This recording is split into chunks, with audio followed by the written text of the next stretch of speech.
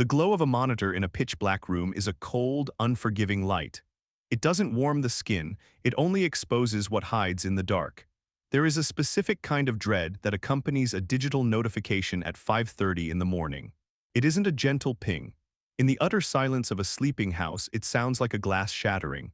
You stare at the screen, bleary-eyed watching a name hover over a link, completely unaware that clicking it will detonate a bomb capable of leveling entire families. Some betrayals are whispered in alleyways or hidden beneath hotel sheets. But others are meticulously coded, beautifully formatted, and broadcasted to the entire world before the sun even has a chance to rise. Gideon lived his life in syntax and secure networks. He was a senior systems architect, a man whose fingertips spoke fluently to servers and firewalls. To him, the world was a series of inputs and outputs, a logical flow of data that could always be tracked if you knew where to look. His wife, Corinne, was the anomaly in his perfectly ordered life. She was vibrant, hopelessly social, and carried an air of effortless vanity. For years, they balanced each other out. But a quiet rot had begun to spread beneath the floorboards of their marriage.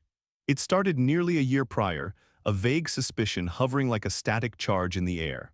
One of Corinne's closest friends had been caught in a messy public affair and in a desperate bid to save herself, had tried to drag Corinne down with her, hinting at shared indiscretions. Gideon, methodical as always, scoured for proof. He found nothing, the dust settled, the static faded, then came the high school reunion. When Corinne returned from that weekend away, the atmosphere in the house shifted.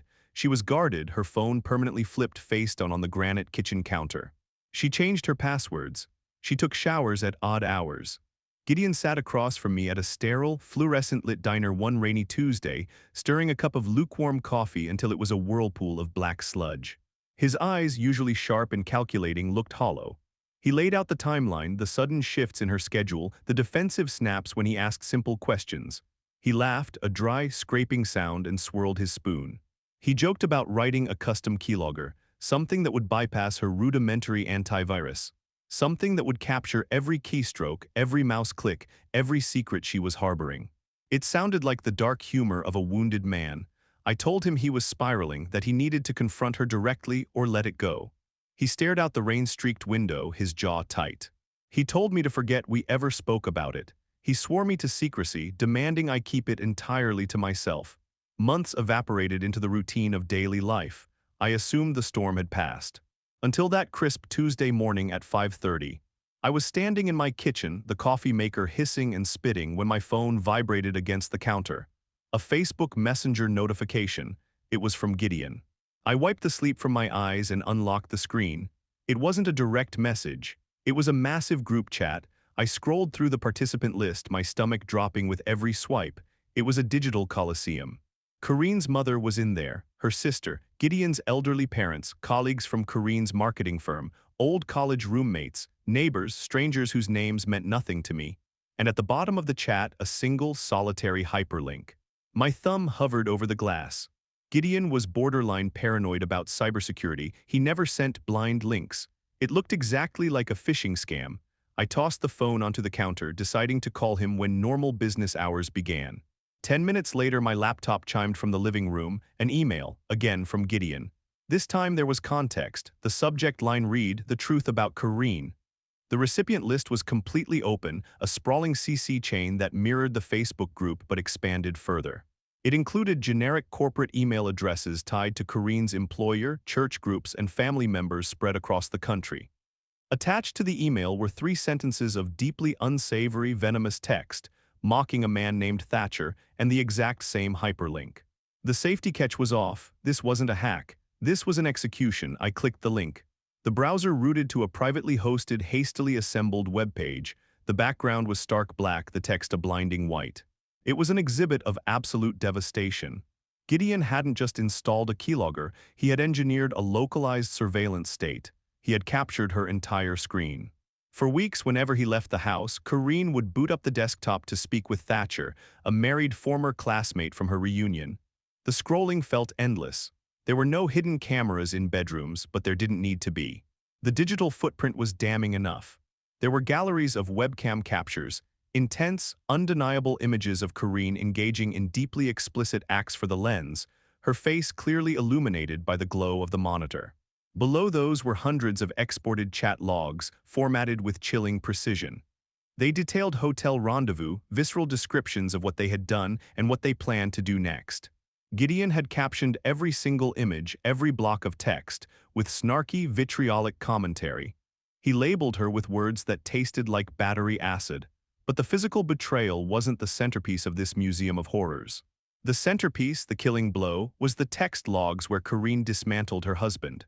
I sat at my kitchen table, the morning light creeping through the blinds, reading Corinne's words as she complained about Gideon to her lover. She mocked his ambition. She mocked his body. Worst of all, she went into excruciating detail stroking Thatcher's ego, comparing his prowess to Gideon's, reducing her husband to a pathetic, inadequate joke. It was a complete and total emasculation, laid bare for her mother, her boss, and her friends to read over their morning cereal. I slammed the laptop shut. My hands were shaking. I grabbed my phone and dialed Gideon's number. It rang 4 times before the line clicked open. The sound of heavy, ragged breathing filled my ear, followed by the unmistakable clink of glass against glass. I asked him what he had done.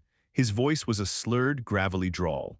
He had been awake for over 48 hours, fueled by cheap bourbon and pure, unadulterated hatred. He didn't sound triumphant. He sounded like a man standing in the ashes of his own home, holding the match. He launched into a bitter, combative tirade, spitting venom about Corinne, about Thatcher, about the entire concept of loyalty. He was a wounded animal lashing out, completely devoid of reason. I paced my living room, my voice tight, pleading with him. I told him he had proven his point.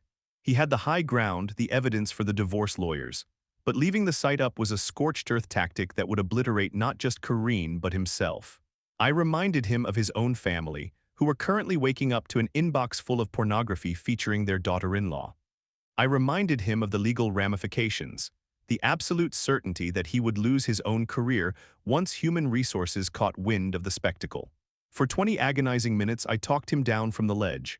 The liquor had loosened his anger, replacing it with a crushing, suffocating grief. I heard a choked sob on the other end of the line. The fight drained out of him. He whispered that he was tired, so incredibly tired. I heard the clacking of his mechanical keyboard as he brought up the server host, his cursor moving toward the deletion protocol. Then, the background noise on the phone shifted. A heavy door violently slammed open. The acoustic profile of his office changed, flooded with the sound of rapid, heavy footsteps. A high-pitched, guttural scream tore through the phone speaker. It was Corinne. Her sister, an early riser on the East Coast, had seen the Facebook message. She had bypassed text messages and called Corinne's cell phone repeatedly until she woke up. Corinne had groggily opened her email, seen the link, and realized her entire existence had just been incinerated. The audio through my phone became a chaotic tempest of rage. Corinne wasn't crying, she was feral. She shrieked, throwing something that shattered loudly against a wall. Gideon roared back. The despair in his voice instantly evaporated, replaced by the same venom he had poured into the website captions. He called her every vile name in the human vocabulary. She screamed that he was a monster, a psychopath. I yelled into the receiver, desperately trying to pull his attention back to the keyboard, begging him to hit delete before the audience grew any larger. But I was a ghost screaming into a hurricane. There was a scuffle, the sound of plastic cracking, and then dead air. The line went silent. I tried calling back. It went straight to a generic voicemail. I texted nothing. I opened my laptop, my stomach in knots, and refreshed the web page. It loaded instantly. At the very bottom of the black screen, Gideon, in his final act of petty brilliance, had installed a visible view counter. It read 342. I refreshed it 5 minutes later, 412. The site remained live for the next 14 hours. By the time the hosting provider finally pulled it down for violating terms of service, thousands of unique IP addresses had crawled through the wreckage of their marriage. Gideon had thoroughly researched Thatcher, too. He had found his employer, his extended family, his wife's email address, and woven them all into the distribution list. 2 marriages, multiple careers, and countless relationships were vaporized by sunset. The fallout was a slow, agonizing decay. I never found out if Thatcher's wife left him or if he kept his job. But the shockwaves that hit Gideon's life were impossible to ignore. Corinne, stripped of her vanity and her secrets, panicked. The social circles she had cultivated so carefully completely ostracized her. Desperate, she crawled back to Gideon, begging for reconciliation, offering total submission, therapy, anything to glue the shattered pieces back together. And incredibly, in a twisted display of trauma bonding, Gideon tried to accept. He let her move back into the master bedroom. He tried to pretend the digital execution hadn't happened. But the ghost in the machine wasn't the infidelity, it was the chat logs. Every time he looked at her, he remembered the words she typed to another man, laughing at his manhood, degrading his worth. The emasculation was a poison that no amount of apologies could siphon out.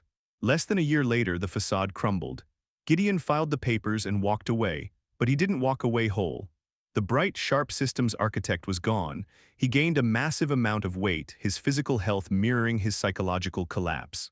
He severed ties with everyone who had witnessed the event, including me. The humiliation of knowing his friends and family had read those intimate critiques of his body drove him into deep isolation. He moved across the country, cutting off all contact, souring into a bitter, miserable shell of a man who viewed the world through a lens of absolute distrust. As for Corinne, the stress and the public shame aged her a decade in the span of a few years. The vibrant, effortlessly beautiful woman vanished, replaced by someone haggard, her vanity melted away by the glaring spotlight she had been thrust under.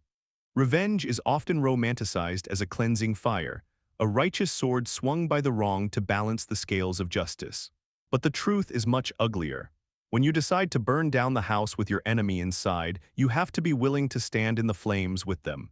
Gideon sought to destroy the woman who betrayed him, and he succeeded with terrifying efficiency. But in his pursuit of total annihilation, he forgot to leave an exit for himself. We must remember that while the desire to inflict pain on those who hurt us is a deeply human instinct, letting that darkness take the wheel will cost you your own humanity. If this story resonated with you, or if you've ever had to navigate the murky waters of betrayal, leave a comment below and share your experience. Don't forget to hit the like button and subscribe for more deep dives into the complex, often messy reality of human relationships. Until next time, guard your peace and be careful what you click.